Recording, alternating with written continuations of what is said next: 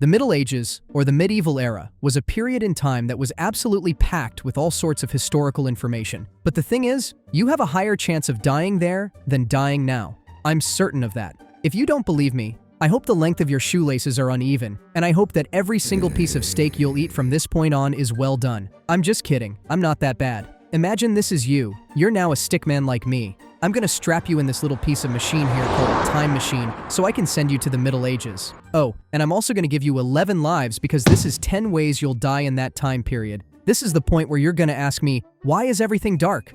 Well, that's because you're still in the womb. I sent you back in time with 11 lives, don't worry.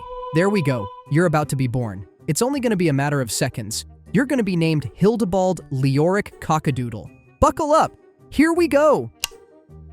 Oopsie daisies. It's all dark again. Must be confusing for you. I hate to tell you this, but you just died. Before you even had a chance to live, you already lost one life. How did you die? Stillbirth. The average lifespan of a person in the medieval times was 30 to 40 years old, but don't misunderstand. A lot of people didn't even get to one in this time. You happen to be one of them unfortunate ones. One of the biggest issues during this era was hygiene. Compared to the level of cleanliness hospitals have nowadays, midwives and doctors then had zero idea what hygiene is and what to do with things like germs and bacteria. Giving birth happened at home, or if you belonged to a royal family, in the cleaner part of the castle. The place didn't matter. Everything that was used in the process to give birth to you, like rags, knives, scissors, were usually dirty. The midwife, or anyone helping the midwife, didn't wash their hands, so whatever thing they touched before pushing you out of your mama would be transmitted into you and your mama's most vulnerable parts.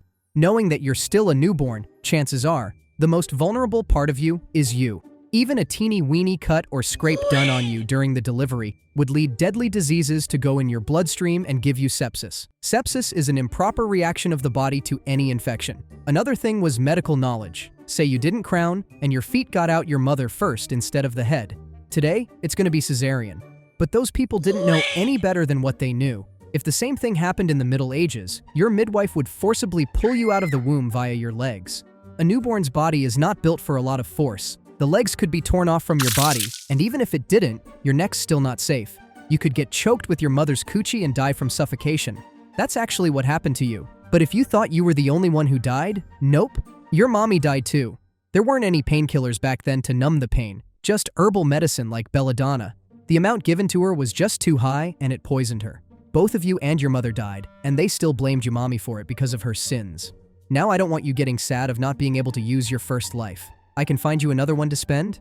Ah, here we go, found one. For this life, you can get a chance to become a child. And look at you. There. You're eating now. How old do you think you were at this time? 5? 6? 7? Doesn't matter, you were a cute kid. But wait, what were you eating there? Don't tell me you didn't know what you were eating. Where did you get that? From the well. Well, you're about to be unwell. We already know that at this point, almost nothing screamed cleanliness and hygiene in the Middle Ages. That includes anything you eat. But from the fact that you didn't know what you were eating back then, that was already a massive red flag. Because it could have been rotten already or spoiled for all you knew and… Well, look at you now. You're already in pain. Go to the doctor and get yourself checked. Hello, what can I get for… Oh my Jesus. Doc, I legitimately need some help over here. I ate something that I didn't know and it's ripping my insides apart. Well, you have food poisoning. Nothing much we can do there, but I can sell you a plot of land to bury yourself into. I'm a freaking kid. My mom's a peasant. Where do you expect me to get the money from? It's nice knowing you. Please leave. Again? You died again? From food poisoning? Really? Is everything that much of a gamble in the medieval period? Maybe it was. The first and the biggest culprit of this was bacterial contamination. Medieval people preserved foods in the most basic, non-advanced way. There was no fridge to preserve them frozen, and there was no pasteurization too, so almost every food spoiled quickly. Meat? Spoiled. Grains? Spoiled. Dairy? Well, just put it this way. Milk is dairy. And if you let it sit in a warm environment for a few hours, it becomes the best breeding ground for my favorite YouTuber, Sam O'Nella. Why the heck do you think I'm underdrawn when I could have been 3D this entire time? Anyway, these bacteria ganging up on the food can cause tummy aches that would be impossible to handle without antibiotics. Considering the time period, yep, night-night. Now in the Middle Ages, milk was drunk straight from the cow, or if wanted to be stored, it'd be left out in open containers. Raw milk in the fresh medieval Europe would attract flies that gave these exact things, and nobody then knew what flies could do. For them, they were just the deadly pestilence. If someone like you happened to drink the fly-infested milk, it's normal to get stomach cramps, then nausea, then vomit, then diarrhea. And knowing the state of clean water back then, which was non-existent, you wouldn't have too much luck rehydrating yourself without other things getting in your body like literal horse shit and other things. So not only you didn't ease your diarrhea, let alone get rid of it, you also got new things. But let's get into what actually killed you, the stickman who for some reason I gave more lives than a cat has. I was in my laboratory earlier, using my unknown medieval food identifier to check what it was. It was meat. You munched on a rotten thick slab of meat. The meat had some salt in it to make it last for quite some time, but that didn't matter because salt only slowed down bacteria, but it doesn't kill it. And the further I checked the meat you ate, it had this thing called Clostridium botulinum. No wonder you got like that in front of the doctor. Sad you died at 7 years old in your second life. However, even if you didn't eat the meat, you were already exposed to a lot of things. You were eating bread and porridge, mainly because you were a peasant. But the grains used to make these foods were often stored in barns where rats and mold lived. In fact, they didn't live. They thrived in there. Wet climate made the molds grow faster in these grains. These could have given you ergot poisoning. In case you didn't know what that was, it was St. Anthony's fire. St. Anthony's fire causes burning sensation all throughout your body when your blood doesn't get to travel around because of some blockages. Then your limbs would die and they would gangrene. Look, no matter how hard you tried justifying that your food was cleaned in front of you, it wasn't freaking cleaned. In markets, the food was prepared on dirty surfaces. How dirty, you say? Well, on a scale of 1 to rats normally walk here, I would say rats normally walk here. I'm a kind person. How many hearts do you still have again? 9? Nice. You're now a cat. Here's your third life. Be sure to not waste it. Wait, what's that? Those are gunshots. Why the heck were there machine guns in this timeline? Wait a second. Wrong time period. God damn it. There we go. It's still a battlefield, but at least it's historically accurate. Let's try to find you in here and see what you've been doing in your third life for us to be here. Are you a soldier? You might be the general for all I know. Let's see. Where are you? Wait, no way. You're still a child. What's happening in here? Luckily, I know exactly what's happening in here, so I'ma tell you. Children were indeed used as human shields in battles back in the olden days, when that was a form of survival rather than a grave violation. It was one of the ways to live, as wars were often chaotic and desperate, with soldiers using every possible way to get the higher ground. The armies who were low in numbers would use children like your third life in some cases, because they knew that children would be a moral dilemma for the enemy. To kill or not to kill would be the question, regardless of what you'll end up in. When an army moved into a village or after they ransack a town, they had little to no rules to follow. The most logical action to do next after knowing that is, yes, exactly. Treat human life as something that was disposable. If the attackers needed to charge forward without being barraged with a rain of arrows and mortars, you would be asked to stand in front along with other youngins. Then you'd walk in front to tank the damage. You won't live through that, neither the ones you're in arms with. And then, there was you. Look at you. You're carried by a soldier so he could get to safety, and boom, boom, boom. Do I still have to explain why that's not compatible with life? Especially at that age? Nope. I'll just give you your next heart. Okay, are you alive now? Good, look at me. I gave you a new life wherein you're not a kid anymore, because one more of that and YouTube will demonetize me. So none of those anymore. You're officially 15 in your fourth life. I made you the son of a lord and you're training to be a knight. Sheesh. Leveling up in social status? You probably subscribed to the channel to get this lucky. Well then do it or I'm not doing the story. You did now? Okay, look at you suiting up in a shining armor. As expected from someone who has 8 more hearts left. And now there's you walking around the streets of Skyrim. All of a sudden you see a drunk person outside a pub shove another knight in armor down and the goddamn son of a gun pointed you as the one who pushed him instead. Hey, it wasn't me. I'm literally 10 steps away from you. It was that drunk kid right there beside you. Look at him laughing his ass off. It's because that was him. I, Sir Galahad, am not a person to be taken lightly. This poor peasant was not the one.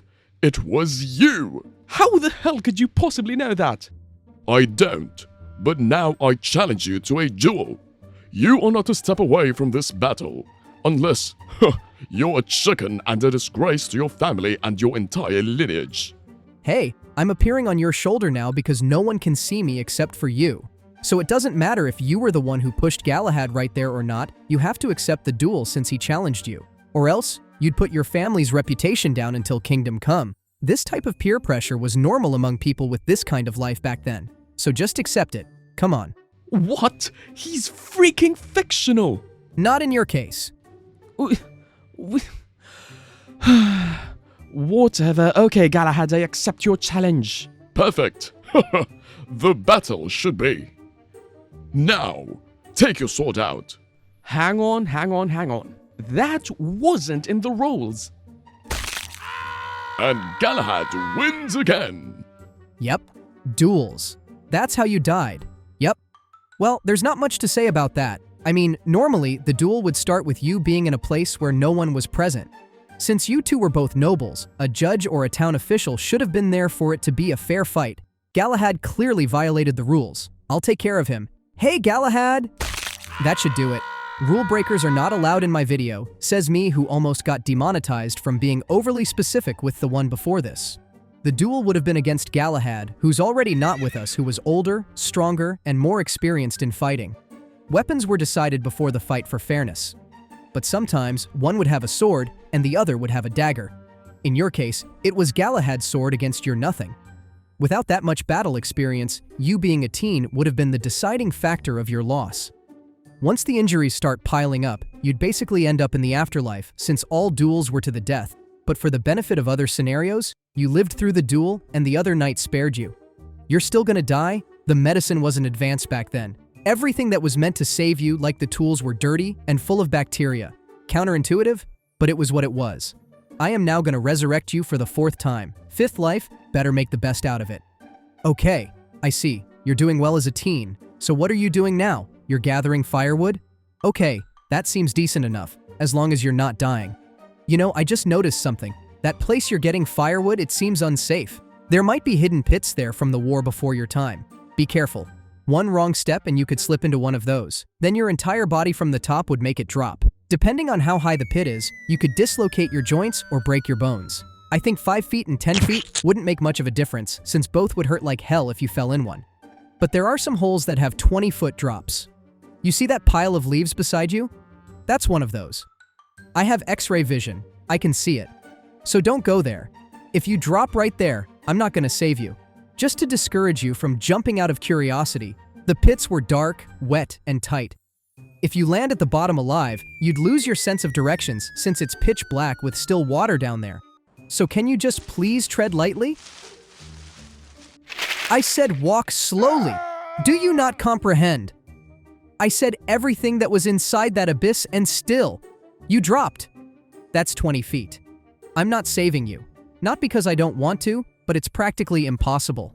That pit you're in right now is too narrow, so climbing isn't on the table. It's also far from your house. Your screams for help wouldn't help as well. It's just gonna get absorbed by that soundproofing soil. Don't even try to climb your way out of it. After a long time of it being undisturbed, the walls of that thing would be slick with moss and slime and mud. Not even a full adult would be able to climb out of there. What more you? A mere teenager. How about this? I'll make it quick because rats and snakes would feast on you. Poor guy. Here you go. Another life to test out. Can you please at least reach adulthood? Nice. I see you working hard. What are you gonna be now? I'm gonna put your destiny for you like an Asian parent whose child will never be enough for them. You're now a soldier. At least it's your primary job. Most of your mates were farmers and traders that were forced to be soldiers. You're the most capable in here, and I see thousands of reasons why you're the leader of your own battalion of bodies. I say bodies because, again, you're leading a bunch of non-soldier soldiers. Those you lead didn't have any form of training like you did. They were just given a sword, maybe a spear and a shield, and that was it. Wait, shields are expensive. They don't have shields. No armor for them too. Now off to battle you guys go. I hope you win. Let me cast a blow-by-blow for this moment. Your team is getting demolished by the enemy team in the battlefield. You don't even know who you're fighting. That's how chaotic this thing was in the medieval period. And there you go. You just killed your own. I see you getting hit by a blade, but the blade that hit you wasn't sharp and it tore your flesh out instead of cutting you. Oops, you got hit on the leg this time. Not a cut. What a dull blade. But now you can't walk? It just crushed your bones beyond medieval treatment. Your body count is more than 200 at this point, but more than half of those were your men. The open wounds on your skin would be infected, and there was no way to cure them. The battle you're in right now has been going on for hours, and there was no chance for you to take a break or even drink water. It was just the clanging of metal. You're getting tired. I know that feeling. Or maybe not. I don't know, but you're getting slower. Pro tip, die in an iconic fashion. Get on your knees and let a rain of arrows get you. Sorry, I thought you were gonna get that Leonidas level of death this time. If you didn't notice, someone just bludgeoned you with a hammer and you died. Pretty graphic. But hey, at least it wasn't out of pure stupidity. Wait, you're alive! Open your eyes! Not anymore. Wait, you're still alive. I thought I just gave you one life for this, but I guess you had that dog in you. Oh, there we go. You lost so much blood. You're dead for reals now. For the reason that you died in a heroic way, albeit unsightly, I will let you live your next life with memories of this one. Whoa. I just gave you a new timeline, and then I see you trying to overthrow the king? Hold your horses. Look what you've done. You got arrested for treason. Did you know that treason was unforgivable in the medieval period? Even talking shit about the king was treason for them. Well, now you know. This was a time without a fair trial, and considering what you did, you're going to be declared guilty before stepping into the courtroom. Guilty. I sentence you with death. What did I just say? No appeals can be done anymore. Even if you made it in the courtroom, the odds were stacked so high against you. Your lawyer was the king's lackey. So was the judge. So was your witness. You're not a noble or any high-ranking official in this life. You're a peasant climbing the ranks, but tried the final boss immediately and failed. So you're not going to get beheaded, because that was reserved for some of the wealthy ones. For honor, you're getting quartered. But first, you're going to get dragged through the town while you're strapped to a cart. While getting dragged, you hear people insulting you for being a traitor. Some would throw rotten tomatoes at you. This alone would break you physically. But once you're at the execution site, you're going to lie down on a wooden table with your limbs spread out. These would be tied to 4 different horses. Then your stomach would be cut open, and you're going to get your intestines removed. The executioner would then raise it to the crowd, and they would cheer. How's it feel? Don't answer that. I know it's painful. If you're still alive, prepare. The horses will all go in opposite directions quickly until all of your limbs are torn from your torso. It's amazing how you're still awake from all of this. Just for you, your torso gets picked up by the executioner because they weren't done with you yet. They tied you to a wooden stake and burnt it. What a way to go, don't you say? Your next life isn't anything more than the last. Do you remember the drunkard who pushed Galahad earlier and pointed at you instead? That's you now. Artificial intelligence can't make that story on its own. Now you know I'm not. Anyway, you're the drunkard in this life, and you just got kicked out of a pub with a bottle of ale in your hand. You're walking back home, but you're not. You're drunk, so you thought you were on your way home. The moment you walked on that bridge over troubled river, it was game over. You crip-walked like a drunk person would, and you fell into the river. See, alcohol slows down your reflexes. In this case, you're halfway into drowning before you realize that you fell and you're drowning. The water was cold, so at least that gave you shock, but your body was simply too damn sluggish to even move. So yeah, you Titanic'd your way to the next life. Now you're in the middle of the Black Death era, and you got hit by it again and again and again, which is actually impressive because not all lived through their first rodeo with it. This was spread by black rats that lived near humans. These fleas on them were the ones that gave you a bacteria called Yersinia pestis. You'd get fever, headaches, chills, and all of it would just feel like you've been tired from an honest day's work. But unlike the flu, this would just get worse. And if we learned anything in this video about medieval medicine, it was so crappy. So crappy they didn't see lumps grow in your neck, armpits, and in your nether region. Oh yeah, they gave you these things as medicine. A bunch of herbs and prayers. Your body will then get hotter and hotter with fever, and you'll be delirious. So I have no idea how you got hit by the Black Death multiple times and died only after a bunch of those waves got to you. They should have studied your fall off, but they didn't. Could have been helpful. This is your 10th life. For the love of God, please cherish it. I'm gonna put you near the king without him being mad at you. You have one job. You're in a dim royal kitchen, working your life away. You didn't really think about this job through. There was just an opening in the castle, so you took it. The work just happened to be a royal food taster.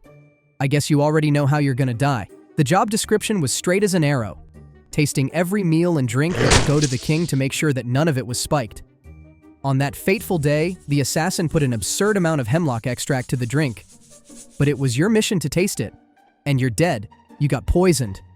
That was your job and you died doing it. Mission failed successfully. That was the last straw of your life as a medieval guinea pig for this video. Let me bring you back to the present and make you feel at home where the internet is possible. You didn't survive Europe in the Middle Ages, not in 1939 to 1945. And not today. You only have one life left for this one, so you better make the most out of it. See y'all.